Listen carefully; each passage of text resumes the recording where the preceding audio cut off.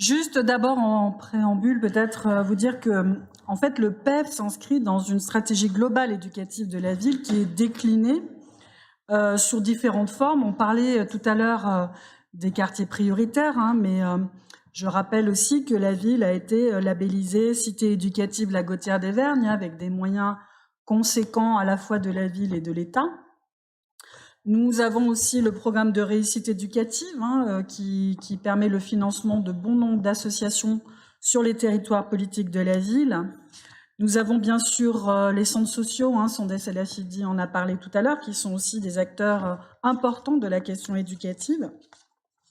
Et puis aussi, ça s'inscrit dans une continuité avec à la fois la petite enfance, puisqu'il y a quelques années, nous avons travaillé sur le projet éducatif pour les tout-petits dans les crèches et puis le plan local de la jeunesse qui vous a été présenté pour les 11-15 ans. Et nous sommes en ce moment même en train de travailler sur le plan local de la jeunesse, mais cette fois-ci pour les plus anciens, les 16-25. Mais revenons à ce PEV 3.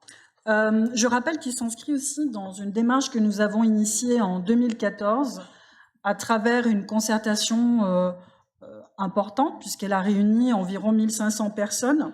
Nous avons déterminé un certain nombre d'objectifs autour du bien-être des enfants, la réussite éducative, de l'apprentissage à la citoyenneté et à la démocratie, ou encore de l'accès à la culture et au sport. Et donc, depuis 2015, ce projet éducatif de la ville permet de donner du sens et de la cohérence aux actions que nous menons à la fois sur les temps scolaires, périscolaires ou extrascolaires, puisqu'ils concernent les enfants qui sont à l'école primaire. Donc, nous avons eu plusieurs phases dans la mise en place de ce projet éducatif. Une première phase, je vous l'ai dit, en 2015, avec plus de 90 propositions qui ont été discutées et mises en place dans les écoles et sur les temps dont je vous ai parlé, ville. Nous avons eu, par exemple, des propositions autour des parcours culturels, que vous connaissez certainement, le Pass Culture aussi, qui permet l'accès gratuit aux musées de la métropole. Vous avez aussi la refondation, bien sûr, de l'accueil périscolaire avec la création du SMAP, ou alors, bien sûr, tout ce qui concerne les relations que nous avons aux parents avec la création du guichet unique et puis le tout en un. Ce premier projet éducatif, je comprends que ça vous intéresse beaucoup moins que la sécurité. Donc ce projet éducatif, eh bien, il a été évalué 3 ans après sa mise en place, en 2018, par l'Institut français de l'éducation, avec lequel nous avons travaillé, qui a permis de pointer un certain nombre de manquements que nous avions dans ce premier projet éducatif, donc notamment autour de la question des devoirs, de la question de l'accueil, de la relation aux familles, mais aussi de l'accueil des tout-petits en maternelle, parce que notre premier PEV était vraiment tourné beaucoup plus vers l'école élémentaire. Donc là encore, nous avons organisé une concertation, un travail avec à la fois les équipes enseignantes, les équipes de la ville, les associations d'éducation populaire, les représentants de parents d'élèves.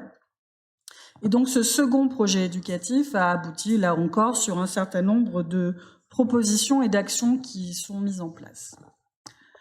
Sachant qu'il a été un peu, comment dirais-je, gâché par la pandémie et que nous n'avons pas pu, hélas, mettre en place toutes les actions que nous aurions dû mettre. Mais en tous les cas, voilà, il y avait ce souhait de travailler. Donc ça s'est traduit, par exemple, par la formation des ATSEM et des enseignants, notamment sur l'accueil des plus jeunes enfants en maternelle.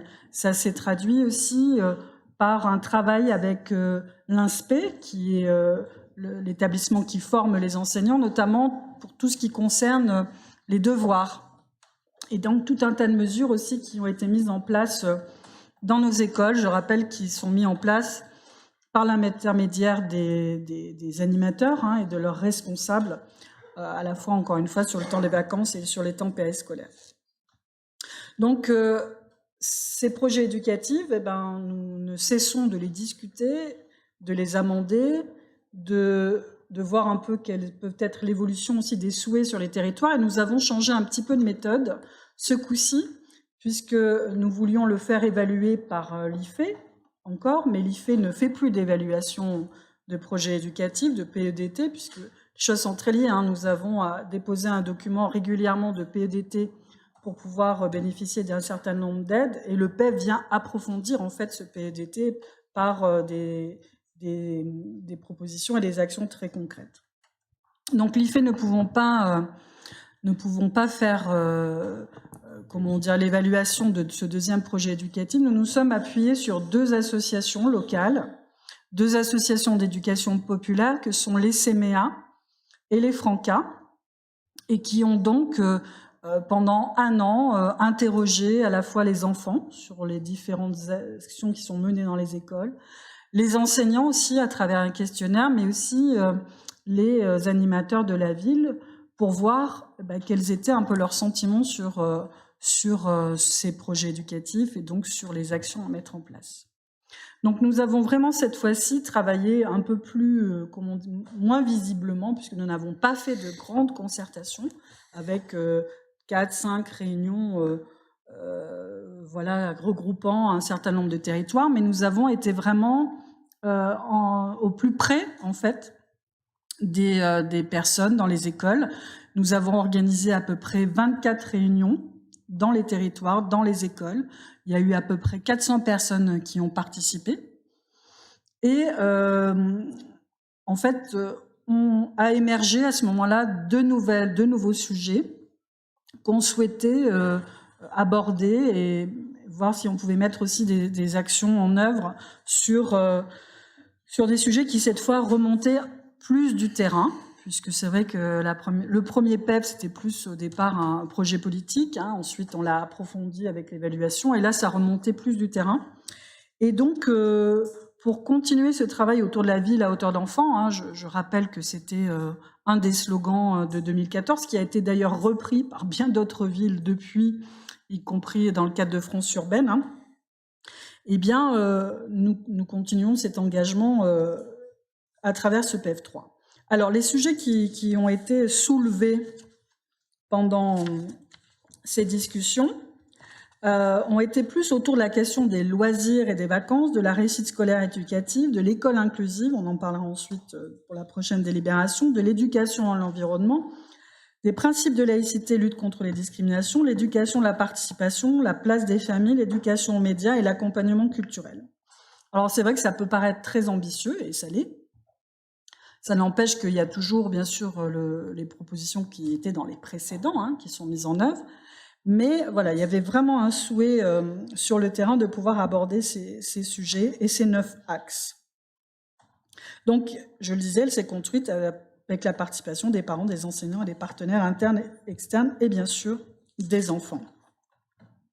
Alors, par exemple, je ne vais pas vous citer, vous l'avez certainement lu, je l'espère, je ne vais pas vous citer l'ensemble des propositions qui ont émergé, mais sur la question des loisirs et des vacances, par exemple, on donne une fiche de route, en fait, aux animateurs qui vont mettre en place les choses. Donc, par exemple, pour nous, l'important est d'associer les enfants à la construction de leurs loisirs et puis donc de mettre en place des réunions avec les enfants pour discuter avec eux de ce qu'ils souhaitent faire à la fois sur le temps de vacances mais aussi sur les temps périscolaires. En proposant la programmation des vacances aussi en discussion avec les enfants, puisque aujourd'hui la programmation elle se fait par les animateurs et par la direction.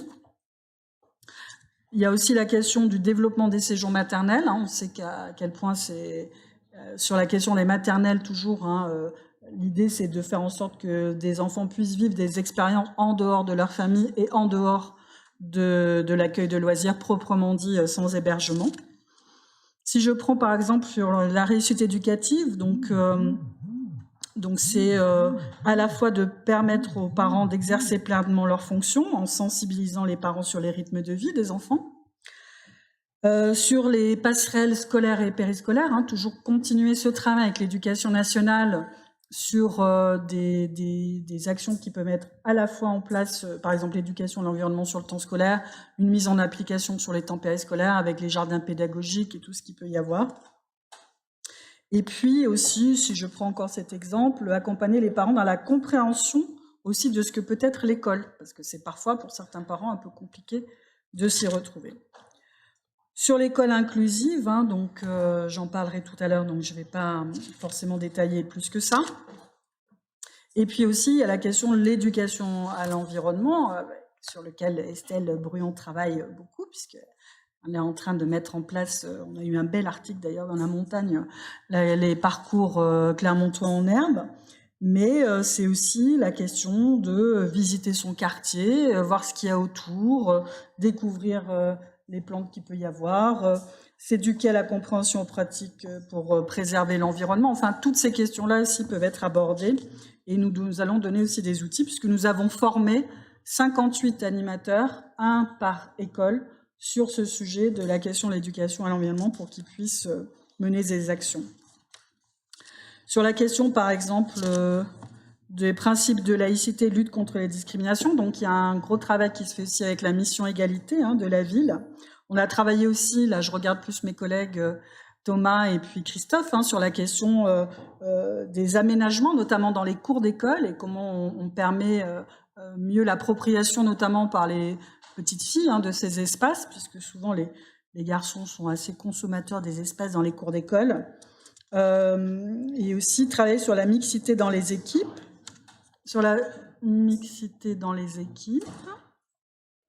Voilà, et puis après on a aussi l'éducation à la participation avec comment on s'approprie les codes socio-institutionnels et quotidiens. Donc c'est peut-être aussi recevoir les enfants en mairie ou mettre en place des actions qui favorisent les postures citoyennes et l'autonomie citoyenne.